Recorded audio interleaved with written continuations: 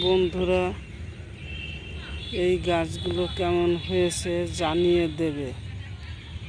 অনেক গাছ এনেছি নার্সারি থেকে শীতে, এখন আর এইগুলো রাখবো না, এগুলো আমি তুলে দেব। কিন্তু গাছের পরে এত মায়া লাগছে, এখনো ভালো আছে, তাই গাছগুলো আমি তুলছি না।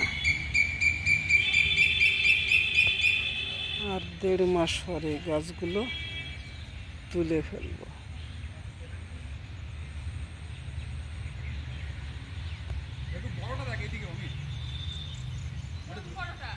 হ্যাঁ